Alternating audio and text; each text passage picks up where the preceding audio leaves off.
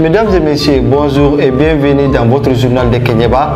À la une, 3 jours d'atelier de dissémination du Code minier 2019 en République du Mali à l'endroit de la population du cercle de Kenyeba.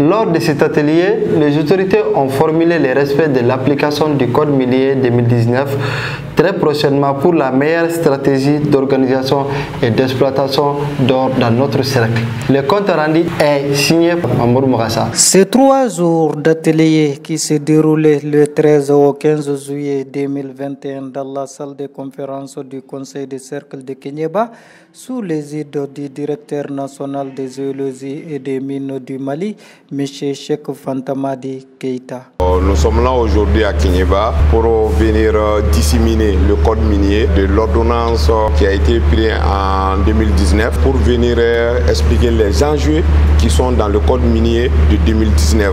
Expliquer à la population de Kenyeba quels sont les avantages, les inconvénients et quels sont tout ce qui parle d'enjeux au niveau de ce code minier. Parce qu'on a vu ces derniers temps que les gens s'adonnent à des activités illégales au niveau de la région de Kenyeba. Donc c'était une occasion pour nous de venir leur expliquer comment il faut travailler par rapport à ce code minier qu'on a pris en 2019. Il y a eu quand même beaucoup d'innovations dans ce code minier. De la convention qui était de 30 ans, maintenant on est venu à 20 ans. On donnait des permis qui étaient de 7 ans. Parce qu'on donnait un permis de 3 ans et de 2 renouvellements de 2 ans qui faisaient 7 ans. Mais on a vu que les sociétés avaient du mal à aller à l'étude de faisabilité au bout de ces 7 ans.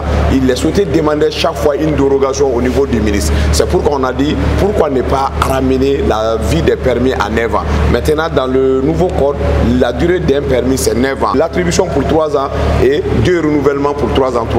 Donc ça c'est une innovation aussi qui est dans le nouveau code minier. C'est une autre innovation. Dans l'ancien code qui est le code de 2012, on ne parlait pas du contenu local.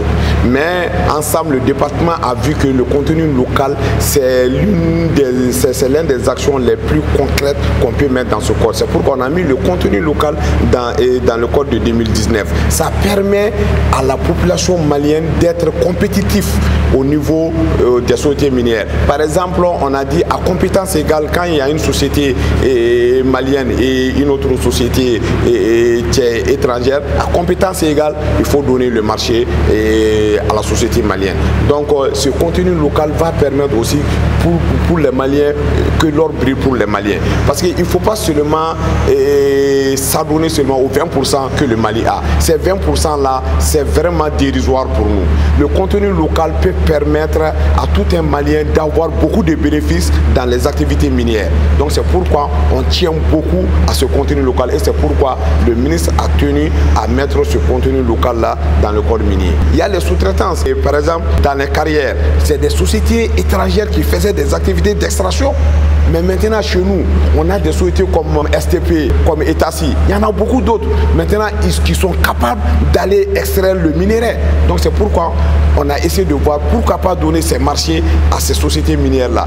Et par rapport à ça, ça sera une contribution à l'économie malienne. Parce que l'argent que ces sociétés gagnent, cet argent-là reste au Mali.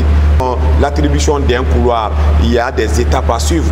Et au niveau de la DNGM, dès que la communauté veut créer un couloir à son niveau, il faut une correspondance et adresser au niveau de la DNGM. Et nous, on étudie le dossier et il y a des étapes à suivre.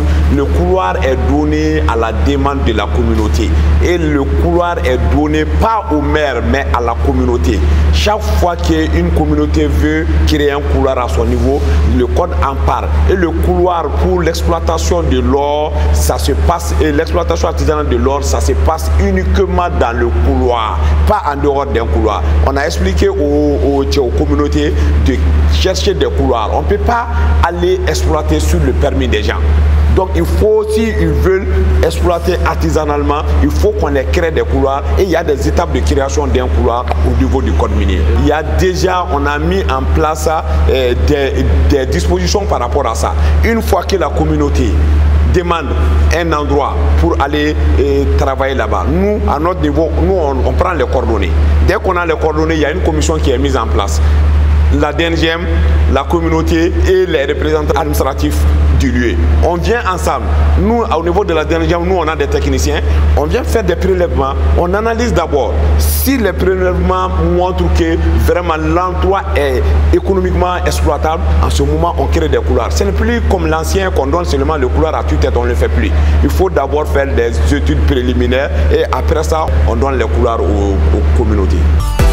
Cette activité a regroupé toutes les forces vives de la localité, présidée par M. Sinali Keita, deuxième adjoint au préfet du cercle de Kéniéba. Au terme de l'atelier de 3 jours qui nous a occupés sur la dissémination du code minier en République du Mali. Cet atelier, il faut le dire, est venu à temps opportun. En ce sens que nous avions beaucoup d'appréhension, on avait beaucoup de points d'ombre par rapport à ce code. Dieu merci, les techniciens sont les membres de la délégation nationale et régionale sont venus nous édifier sur ce que c'est que le code minier, pourquoi le nouveau code minier, quels sont les avantages et quels peuvent être les petits inconvénients dans ce code. C'est de bonne guerre. Il est vrai qu'on dit nul n'est censé ignorer la loi, mais il est aussi vrai de diffuser de façon large et à l'intention d'une large public, tel que celui de Kéniéba, le code minier, parce que nous sommes dans un district minier. Cela va de soi. Il y a d'énormes incompréhensions, d'énormes diversions, d'énormes tensions sur le terrain à cause du fait que ce code-là n'est pas maîtrisé, n'est pas suffisamment approprié par nous les populations. Nous avons compris ce que c'est que le code. Pourquoi ce code et quels sont les avantages pour nous. Nous avons compris qu'il faut aller vers ça, qu'il ne faut plus rester dans l'illégalité, qu'il ne faut plus rester dans le non-droit, qu'il ne faut plus rester dans les déshydratats des uns et des autres, dans les humeurs des uns et des autres. Que le seul salut, la seule voie de sortie qui vaille est celle de l'application entière et complète du code minier. Parce qu'il s'agit de la loi. Elle s'applique à tous. Elle donne des avantages à tous. Elle protège tout le monde. Cela est extrêmement important. Toutes les parties prenantes, la DNGM, l'État malien, les sociétés minières, la population, les orpailleurs, et que vais-je en dire encore, tout le monde y trouve son compte. C'est vrai, on a des champs, comme l'a dit le directeur, inexplorés, des opportunités énormes qui s'offrent à nous, que nous ne saisissons pas parce que nous l'ignorons. Maintenant que nous savons, Inch'Allah, monsieur le directeur, nous allons vers ça. Nous allons vers la réorganisation de la société au niveau de Kéniéba. Nous allons vers la réorganisation de nos associations pour que nous, Maliens aussi, nous prétendions à ces permis miniers-là pour le bonheur de la population de Kéniéba d'abord et pour le bonheur de tout le peuple malien. L'environnement du cercle de Kéniéba est presque inexistant à cause de l'exploitation illégale et anarchique d'or. Le respect de l'application de ce code minier 2019 permettra à la sauvegarde de l'écosystème nourricier et la protection de l'environnement.